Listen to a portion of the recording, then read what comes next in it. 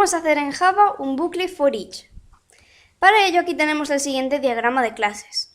Hay una clase que se llama punto, que nos va a permitir crear objetos de la clase punto, con sus dos coordenadas, x e y. Y luego tenemos la clase bucles, que como nos indica esta flecha, en ella hemos creado objetos del tipo punto. ¿Para qué? Pues bien, esta clase lo que nos va a servir es para crear un vector que almacene esos objetos del tipo punto y poder recorrerlo con el bucle for each. Ahora vamos a ver qué tenemos en cada una de las dos clases. Comenzamos por la clase punto. Las propiedades de los objetos punto que creemos van a ser la coordenada x y la coordenada y. Y del tipo float, porque queremos trabajar con números decimales. Ahora, pasamos al constructor. El constructor es ese método especial que nos permite crear objetos de la clase punto. Vemos que le hemos pasado dos parámetros, a y b, que se van a corresponder respectivamente con las coordenadas x e y de ese nuevo punto que creemos. Así que lo que queremos que haga el constructor es que cree un objeto de la clase punto y que le asigne el parámetro a la coordenada x y el parámetro b a la coordenada y. Y aquí lo tendríamos. Pues ya tenemos las propiedades y el constructor, ahora nos quedarían el resto de métodos. Solo necesitamos dos métodos más, que son los get. Recordemos que los métodos get son aquellos que nos sirven para devolver el valor de las propiedades de un objeto. Así que como tenemos dos propiedades, necesitamos dos métodos, uno para devolver la coordenada x y otro para devolver la coordenada y.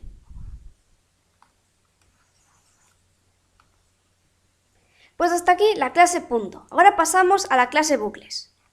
Bueno, esta clase ya es especial porque contiene el método main, así que no hace falta crear un objeto de la clase bucles. Ya podemos llamar directamente a su método main. ¿Y qué tenemos que hacer con esta clase? Recordemos que esta clase nos iba a servir para crear un vector de objetos del tipo punto y poder recorrerlo con el bucle for each. Así que tendremos que crear ese vector. Aquí lo vemos. Es un vector que se llama v-puntos que va a almacenar objetos de la clase punto. Este vector va a tener tres celdas.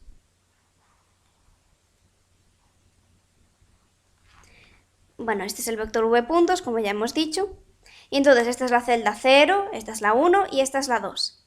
¿Y qué tenemos que almacenar en cada una de estas celdas? Pues un objeto de la clase punto. Para poder crear esos nuevos puntos hay que llamar al constructor de la clase punto. Lo haríamos así.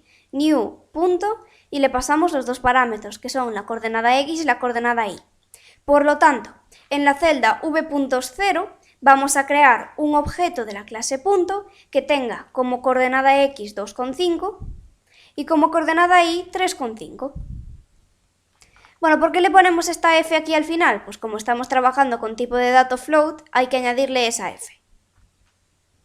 Ahora, ¿qué hacemos con la celda v.1? Pues exactamente lo mismo. Llamamos al constructor de la clase punto y le pasamos dos parámetros que son el 3 y el menos 0,5.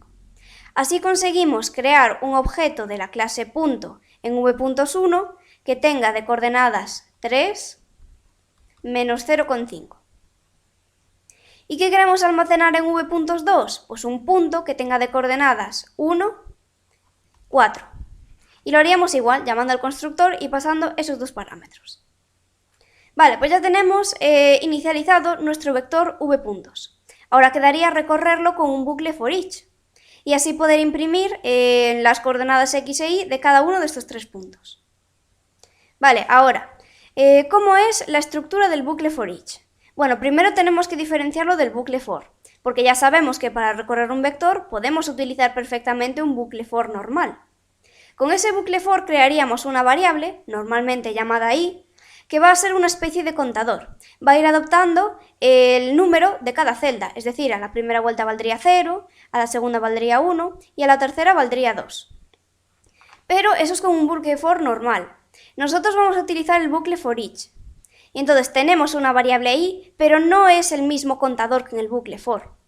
Esta i ya va a ser un objeto de la clase punto. Y vemos que al for each le hemos pasado el vector v-puntos. Así que, ¿para qué nos va a servir esta variable i? Pues como esto ya va a ser un objeto del tipo punto, va a ir adoptando cada uno de los objetos que tenemos en nuestro vector v-puntos. Es decir, que a la primera vuelta i va a ser el punto que tenemos en v-puntos 0. A la segunda vuelta, la i va a valer el punto que tenemos en v-puntos 1. Y a la tercera vuelta, la i va a ser el punto que tenemos en v-puntos 2. Vale, pues esa es la ventaja del bucle for each. ¿Y qué tenemos que hacer a cada vuelta del bucle? Pues simplemente imprimir información. Pues vale, primero queremos poner el punto y su número, que sería 0, 1, 2. Vale, ¿cómo conseguimos imprimir ese número? Tenemos que crear una nueva variable que sea un contador. Int cont y la inicializamos a 0, porque queremos que el primer punto sea el 0. Así ya conseguimos imprimir punto 0. Y ahora queremos obtener el valor de las propiedades de ese punto, que son la coordenada x y la coordenada y. Pues para ello tenemos que utilizar los métodos get. Del objeto y tenemos que llamar a su método getX y luego de ese mismo objeto tendremos que llamar a su método getY. ¿Cómo nos quedaría para el primer punto? Pues a ver, sabemos que para la primera vuelta la y se va a corresponder con ese punto que hay en v-puntos 0. Así que getX nos va a devolver 2,5 y getY nos va a devolver 3,5. Y ya por último, tenemos que acordarnos de aumentar en 1 el valor del contador, porque así a la siguiente vuelta nos imprime punto 1 y luego punto 2. Pero esto es solo por estética, no es que el bucle for each necesite un contador.